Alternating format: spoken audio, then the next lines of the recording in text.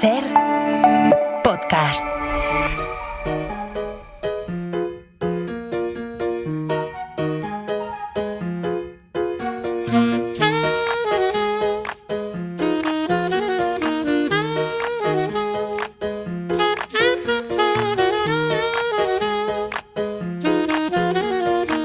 Coordenada 25, con Aimar Bretos.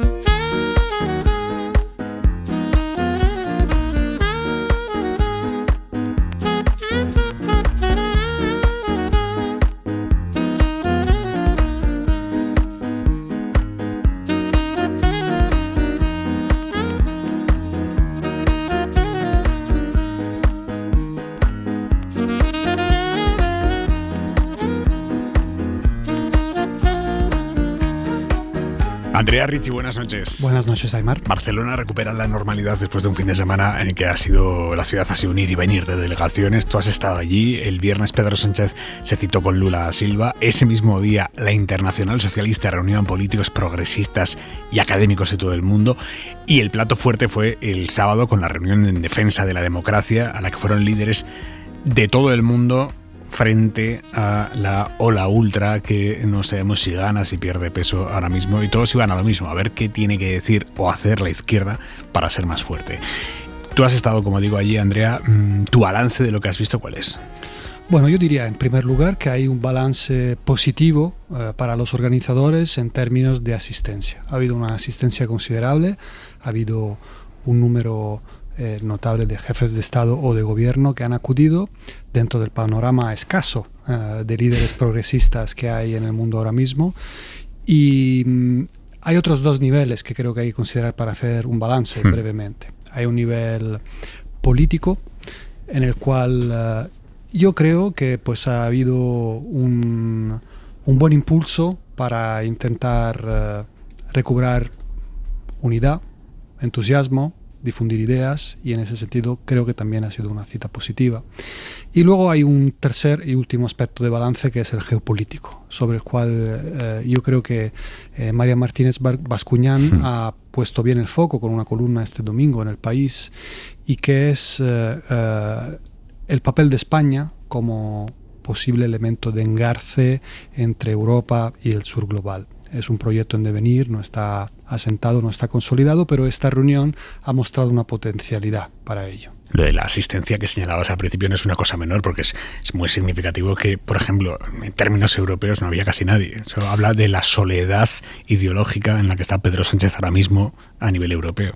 Totalmente. Es una soledad ideológica, queda reflejada justo en estos días, por ejemplo, con esta nueva iniciativa para intentar empujar a la UE a reformular sus relaciones con Israel, y España lo promueve con el apoyo de Irlanda y Eslovenia, nada más, ¿no? Con lo cual hay un aislamiento ideológico. Es evidente que no hay otros líderes destacados progresistas en Europa. Está el Reino Unido, sí, pero está fuera de la UE, y además es un progresismo muy diferente, mucho más centrista, etcétera. Con lo cual hay un aislamiento ideológico que, no obstante, no debe ser confundido con un aislamiento político de España, porque no es así. España es un país que está integrado dentro del proyecto de la Unión Europea, está en línea con la mayor parte de las iniciativas, así que sí, una cierta soledad ideológica que no significa aislamiento político. Háblame de la reunión en defensa de la democracia. ¿De dónde viene esta iniciativa?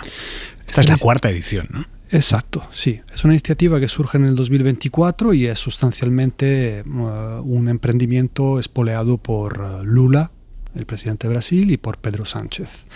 Es una idea que trata de poner el foco sobre los riesgos, a mi juicio, reales, que se ciñen sobre el modelo democrático por muchos motivos, y sobre todo por el asalto que libran las fuerzas de extrema derecha en combinación con el poderío de grandes plataformas tecnológicas que han decidido que es oportuno que esas fuerzas ganen, porque la demolición de ciertas capacidades de regulación y de control conviene a sus intereses. Entonces Lula y Pedro Sánchez ponen en marcha esta iniciativa, en el cuyo marco se han realizado ya 2 citas en Nueva York, en paralelo con la Asamblea General de las Naciones Unidas, y otra más en el Chile de Gabriel Boric. Pero si estamos hablando de una reunión en defensa de la democracia, ¿por qué no había líderes de derecha? O, no lo sé, liberales, de centro-derecha? ¿Por qué solo había líderes progresistas? Pues porque claramente es que no era una reunión en defensa de la izquierda, era una reunión en defensa de la democracia.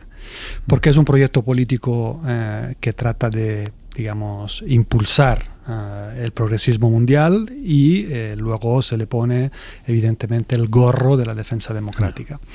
A mi juicio, sobre esto es oportuno hacer una reflexión. Me parece legítimo que, bueno, pues que las fuerzas progresistas quieran, digamos, tratar de conquistar un protagonismo. Me parece necesario denunciar ciertos excesos de algunas derechas extremas, porque no son todas iguales, no lo son. Eso es legítimo. Ahora, me parece fundamental que se entienda que la defensa de la democracia y de los derechos humanos es un valor que debe ser antepuesto a los valores de las afiliaciones ideológicas, a las corrientes liberales, progresistas, conservadores. Que no lo identifiquemos, ¿no? Como algo de izquierda. Eso es. Entonces, yo creo que es fundamental que a estas alturas, con las amenazas que se ciñen sobre nosotros, todos aquellos que creen en los valores democráticos deben entender que hay un templo sagrado que debe ser despejado de la iniciativa partidista, míope, a veces incluso mezquina, ¿no? Que trata de ganar puntos sobre todo. Bueno, pues hay que despejar ese terreno y entender que el ejercicio de la defensa democrática y de los derechos humanos es un ejercicio que tiene que ser colaborativo y constructivo entre todos aquellos que creen. Y esto necesita reconstruir algunos puentes que han sido volados intencionalmente, muchas veces empezando por una parte, pero luego con espirales que son alimentadas también por otras partes. Y luego también no deja de ser contradictorio, por ejemplo, que uno de los pilares de esta reunión en defensa de la democracia sea Lula da Silva, que fue el único líder de una gran democracia que se fue a Rusia a participar con Putin o a arropar a Putin en el día de la victoria. Eso fue hace un año. Sí. O sea, aquí cada uno cabalga sus contradicciones como puede, ¿verdad? Eso es. Este punto que sacas me parece de una importancia extraordinaria. Lula obviamente es un líder que es un auténtico emblema, es un titán, ¿no? Es un estandarte del progresismo mundial y con mucha razón. Es una persona con una trayectoria extraordinaria, un carisma, un vigor y pues por lo que pueda contar mi opinión, con ideas muy apreciables en términos de justicia social. Ahora bien, la cuestión que tú mencionas de Rusia es algo doloroso y a mi juicio profundamente equivocado, que responde a una visión antigua del mundo, que responde a reflejos de antiimperialismo yanqui, que refleja un cierto sabor de simpatía filorrusa que viene de una antigua admiración por el valor igualitario del comunismo. Pero todo esto... Esas coordenadas ya no rigen. Sí. Pero sin embargo, todo esto es lo que está detrás, el hecho de que Lula es un líder que en el mayo del 2022 concede una entrevista a la revista Time, por lo tanto 3 meses aproximadamente después de la gran invasión y antes de volver a ser elegido presidente, en la cual dice sustancialmente que Zelensky y Putin tienen responsabilidades por igual. Equiparables, ¿no? Eso está ahí, no recuerdo de memoria el quote, pero el sentido es ese.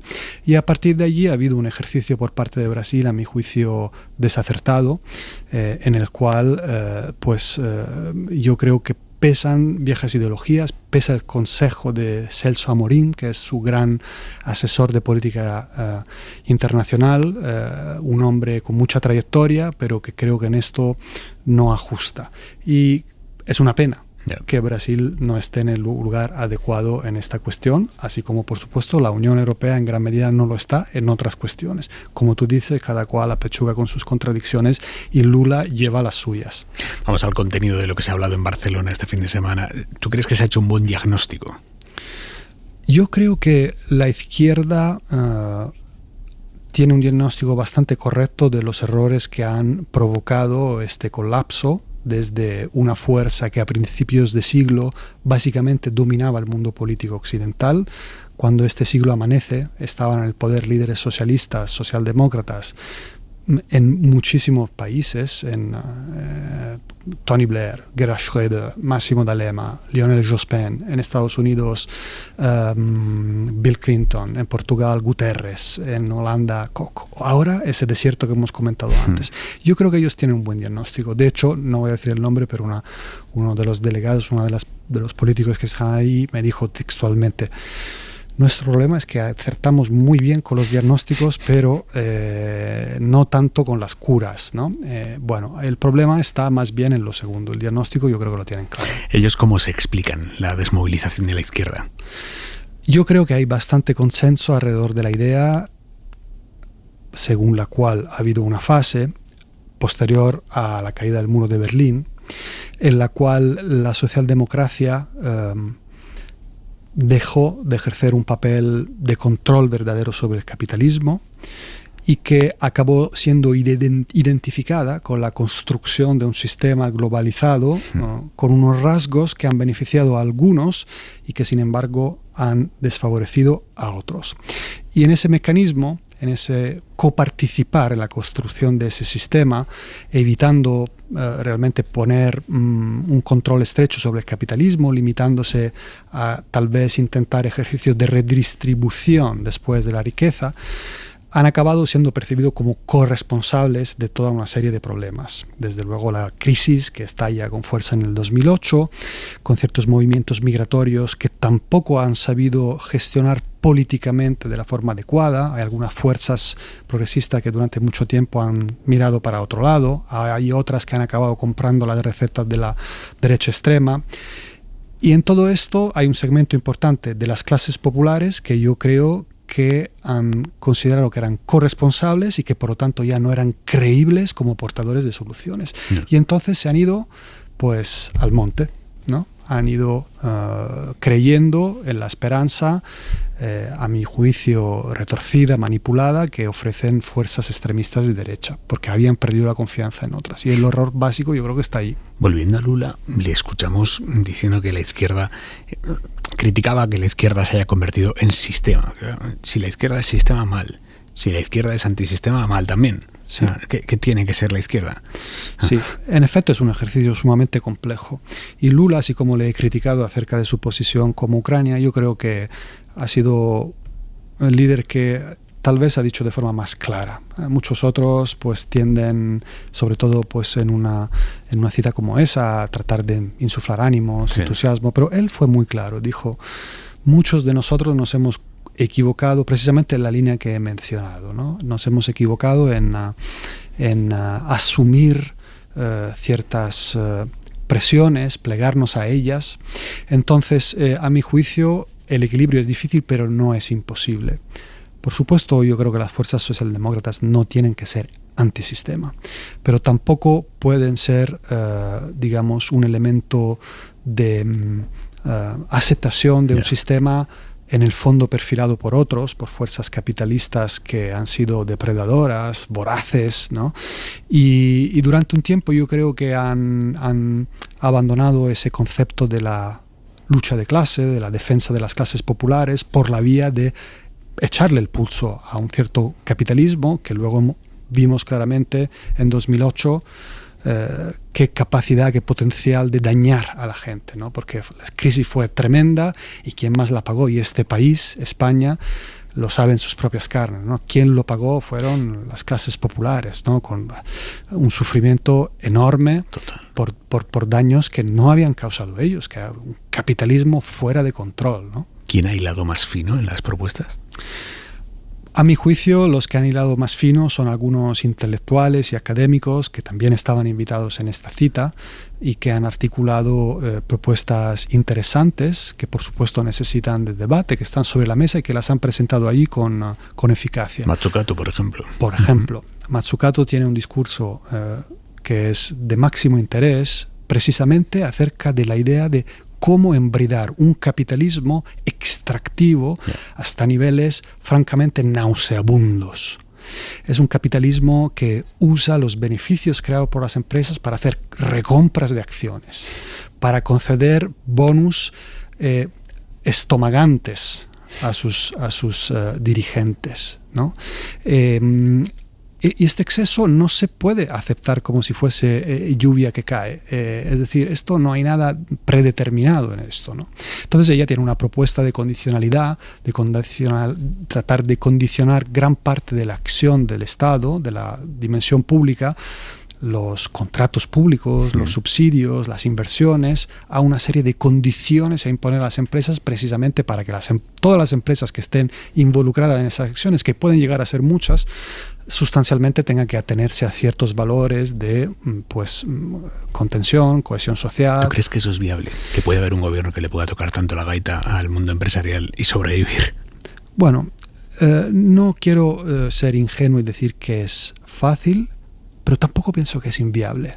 Creo que necesitamos tener ambición, necesitamos recuperar el valor de la utopía.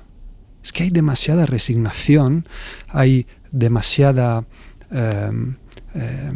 a veces, indiferencia, y hay un descreimiento. Pero los seres humanos juntos pueden hacer grandes cosas, y desde luego la política puede hacer cosas si se lo propone. Entonces no es fácil, pero es posible, y cosas más complejas se han hecho. Cosas más complejas se han hecho y no podemos olvidarlo.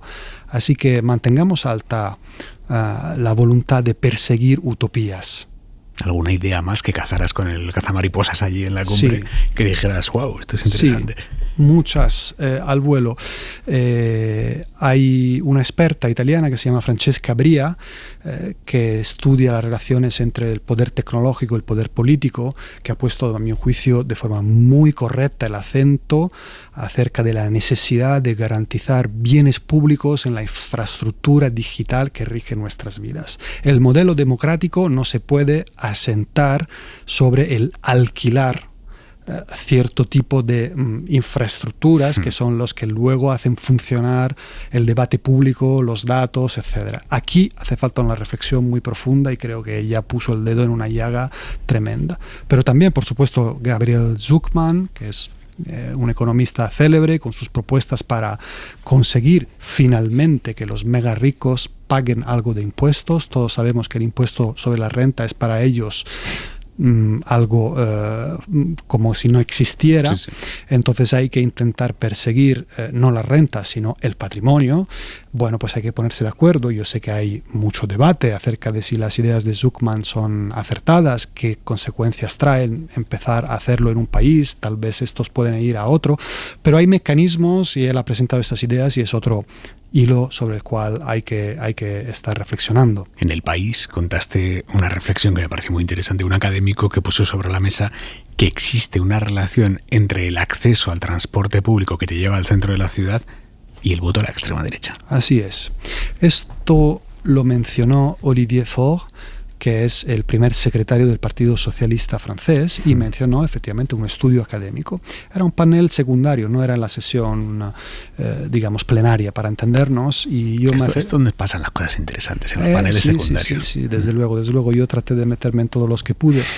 Y en él mencionó esta cosa que me pareció fundamental y que, por cierto, entronca muchísimo con algo que ha estudiado muy a fondo un geógrafo francés que se llama Christophe Guilly, que por cierto tiene libros traducidos aquí en España al castellano. Y la idea de fondo es que hay un mundo conectado al tiempo moderno. Y es el mundo de las grandes urbes, es el mundo de los lugares turísticos, y es también el mundo que, aunque no sea físicamente eso mismo, pero está conectado con ello. Y entonces Faure, el primer secretario del Partido Socialista, citó este estudio en el que, si no recuerdo mal, se detecta una subida bastante considerable del voto a la ultraderecha, no por la distancia geográfica del centro de una gran urbe, sino de la capacidad de acceso que se tiene. Es decir, si vives a 40 kilómetros, si tienes un cercanía que en media hora te lleva, allí hay menos probabilidad de que el voto de extrema derecha avance. Si estás también a 40 kilómetros, pero en un lugar en una zona aislada, desconectado, te sientes más marginado. Esa marginación es un sentimiento de abandono de lo público. Y entonces hace que ese terreno es mucho más fácil de fertilizar para aquellos que cargan contra el sistema, que espolean ese sentimiento de abandono con interés. Entonces es fundamental que los bienes públicos no dejen a nadie con ese sentimiento de abandono. Esto lo dijo el líder de los socialistas franceses. Sí. ¿Cómo están? ¿Han salido del UCI o no los socialistas franceses? Yo creo que ellos esperan que sí. De hecho, yo recuerdo que él mencionó allí que el resultado que han obtenido en las recientes municipales era el mejor desde 2008, en términos de número de alcaldes que han conseguido entrar en la alcaldía. Ahora, creo que la travesía del desierto no ha terminado para nada, hay que ser realistas, pues bueno, ha llegado una bombona de oxígeno fundamental, pero de allí a considerar que puedan volver a ser una fuerza competitiva hay un trecho muy, muy largo, y tengo mis serias dudas de que las presidenciales de 2027 puedan ser una fuerza determinante. Vamos, todas las dudas. Todas. ¿Qué nos traes hoy para leer, Richie? Sí, quiero sugerir la lectura de un libro de Edwy Plenel, que casualmente también es un francés, y este libro se llama El jardín y la jungla. El jardín y la jungla. Sí, está publicado aquí en España por Edasa Infolibre. Edwy Plenel es un periodista muy conocido en Francia, también fuera, y este libro me parece muy interesante y va bastante al hilo de lo que hemos comentado, porque es un libro que trata de exhortar a Europa a reconsiderar ciertos errores en su proyección, en su visión sobre sí misma y sobre todo en su relación con el sur global, que estaba tan presente allí en Barcelona, con Lula, con el presidente de Sudáfrica, una presencia muy importante, con otros latinoamericanos como Sheinbaum.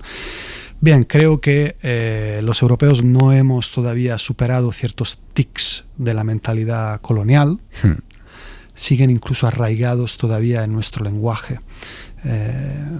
Una realidad que debemos superar, y este libro es muy útil para cuestionarnos. Luego a lo mejor uno no está de acuerdo con todo, pero también eso es muy sano, dejar que se nos cuestione.